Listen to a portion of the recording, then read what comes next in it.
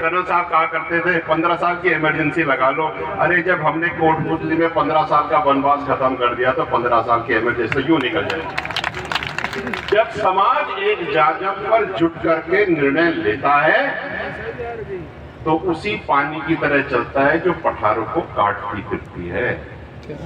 इसलिए जो भी निर्णय यहां से लिया जाएगा, क्योंकि अभी निर्णय नहीं लिया गया है, सब लोगों ने समर्थन दिया है, निर्णय बाकी है। मेरा आप सबसे हाथ जोड़ करके निवेदन ये है कि जो भी निर्णय आप लें उस निर्णय का अनुसरण कैसे हो, इस पर भी एक निर्णय लेना जरूरी है। जो आदमी 2 करोड़ की शादी कर रहा है उसको आप 10 लाख का जुर्माना लगा दोगे तो 2 करोड़ 10 लाख की शादी करते उसको क्या फर्क पड़ता है। इसलिए पूरी सरदारी को अगर आप कहो तो मैं पगड़ी उतार करके निवेदन कर दूं साहब, लेकिन जो निर्णय लो ऐसा लो जिससे लोग आपके निर्णय का उल्लंघन करने से पहले 150 बार सोचें और उनकी पूरा जिस्म थरथरा जाए।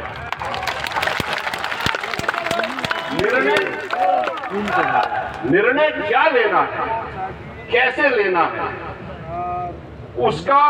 उसकी कार्यप्रणाली कैसे होगी, ये यहाँ के जितने भी हमारे सरदार हैं, पटेल हैं, जिन्होंने हमारी जिंदगी हमसे ज्यादा जी है, उनको ज्यादा पता है। छोरे तो साइड निकाल लेंगे, गैर निकाल लेंगे साहब। इसलिए मेरा निवेदन है, इसमें विचार करें, जो भी करें आज जाने से पहले करके जाएं, कल के लिए इसको ना छोड़ें। जो दंड है यही होना चाहिए, चाहे दंड हो चाहे कोई और कार्यप्रणाली हो, लेकिन लेनी तो यहीं से होगी साहब। मेरा निवेदन ये था, मैं पूरे राजस्थान में घूम रहा हूं, इसलिए मैं भी आज एक मशाल तो मेरे साथ रहती है, एक मशाल डबल लेके चलूंगा कि जो निर्णय आप आज यहां से लोगे उस निर्णय का अनुसरण मैं हर गांव में, हर जिले में जाकर के करवाऊंगा। ये मेरा निर्णय है और इसमें मुझे आपका साथ चाहिए, चाहे रात। एक बात मैं कहना चाहता हूं, कुप्रथाओं की बात हो रही है तो ये छोटी सी कर भी दूं। कर्नल साहब कहा करते थे लड़कियों को पढ़ाओ, आगे बढ़ाओ। साहब 10 साल में लड़कियां तो खूब पढ़ गई, छोरे कहां रह गए भाई? छोरे कहां हैं? छोरे तो मोबाइल फोन में।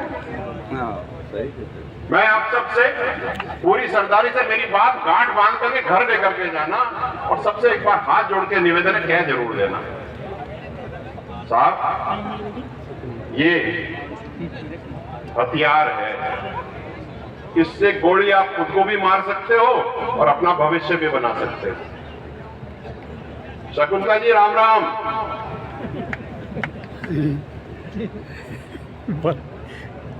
जब कोई बड़े लोग आते हैं तो जगह अपने आप बनती जाती है। जी राम राम। आइए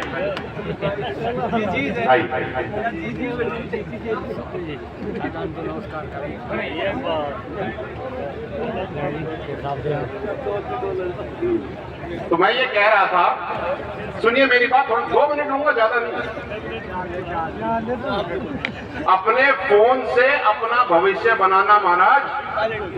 और एक बात मैं कह के जा रहा हूं यहाँ पे सारे युवाओं को, हाँ क्या कर दो और सब लोगों को, कि आज बहुत अच्छा दिन है। आज गुर्जर समाज की ताकत का असली उदाहरण है कि जो लोग हमें पॉलिटिकल पार्टियों में बांटते फिरते हैं उनको दिखा दो, बीजेपी भी यही है, कांग्रेस भी यही है, सपा भी है, सारे यही है। और जो ये जाजम बैठ के कर सकता है, दुनिया सोच भी नहीं सकती कि हमें कितना बवंडर है अगर करने बैठ गए तो ये बवंडर समाज की ऊर्जा और जोश इस पंचायत के निर्णय को पूरे राजस्थान में घुमाना, यहां नहीं होगा। ये जो निर्णय आज कोटपुतली इस पावन धरा से जो निर्णय लिया जाएगा, मैं उसका अनुसरण करूंगा। और मैं आप सबसे कहता हूं, निवेदन करता हूं कि इसको हर जगह कराइए, क्योंकि ये निर्णय बहुत जरूरी है। आप ये देखिए बच्चों की हालत क्या है। वो बच्चा जिसकी उम्र 5 साल भी नहीं है, उसके दादा की, उसके पिताजी का देहांत हो गया, उसके ऊपर 5 पैसेरी चून का लगा दिया या 5 बोरी चून का लगा दिया मृत्यु भोज। उसको तो बेचारे को पता भी नहीं है कि खड़ा हुआ कि नहीं हुआ। आप इसको सब पीड़ा तो समझो महाराज। जो बच्चा बचपन से ही कर्ज में खड़ा होगा वो जिंदगी में करेगा क्या।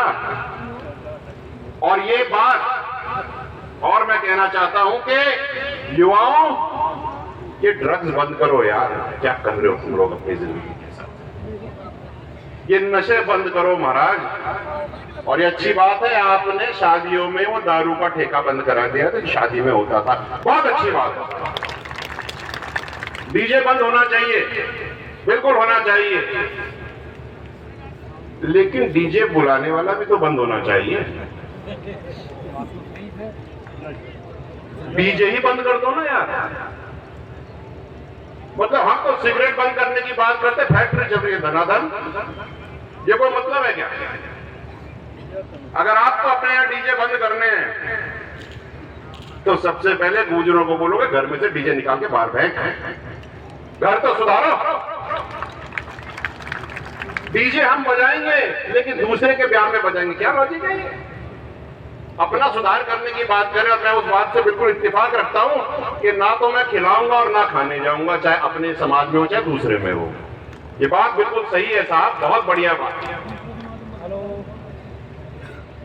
एक बात जो यहां पे निकल के आ रही है कि गुर्जर समाज की एकता का तोड़ आज तक किसी के पास ना था और ना होगा, बशर्ते हम सब एक साथ मिलजुल के ऐसे ही जाजम पे बैठे रहेंगे।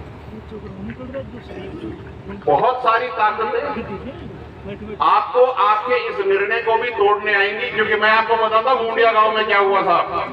कर्नल साहब की 15 साल की इमरजेंसी, भात कम हुए और 2 भात में जो 4000 रुपए का लूगड़ा हम लोग मुंडिया से हमारे घर गांव वाले हिंडौन जाके खरीदते थे।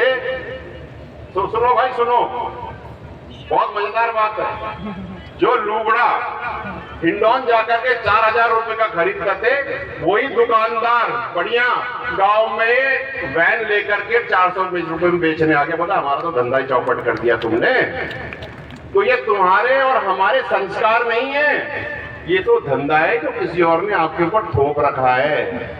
जितना जल्दी समझोगे उतना बढ़िया रहेगा महाराज। तुम्हारी गाड़ी कमाई के वो दुकानदार मजे ले रहा है और तुम लोगों से उधार ले लेकर के उसको पैसे दिला रहे हो। शर्म है, गर्क में डूब मरो सारे के साथ। ये मेरा ये निवेदन है भैया, अपने पैसे अपनी गाड़ी कमाई, अपने खाने में, अपने पैरने में। और जैसे कर्नल साहब कहते थे कि महाराज देव जी महाराज खेजड़ी के पेड़ के नीचे 15 साल ठहर लो, हम तो ऐसे ही निकल लेंगे आगे। मैं चाहता हूं कि इस मंच से एक बात और कहता जाऊं जाते जाते, क्योंकि सब लोग मेरे को ऐसे टिक टक टक टकी लगा के देखे कब बोलेगा।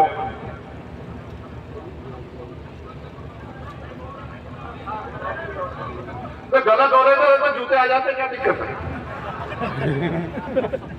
आप सबको एक बात कह देता हूं मैं, पूरा समाज युवाओं तुमको देख रहा है, तुम भविष्य हो।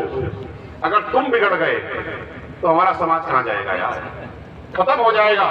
ये जो ठसक है, ये ठुकरेस है, ये जो छाती तान करके चलने की जो आदत है ना, ये हम सब कुबड़ बन जाएंगे सारे के सारे, अगर तुम समय रहते सबले नहीं। और तुम्हारी समझ को और तुमको आगे बढ़ाने के लिए आरक्षण की लड़ाई हम सब लड़ रहे हैं। चिंता ही मत करो, सारे काम है जाएंगे, धीरे धीरे सारे काम है जाएंगे।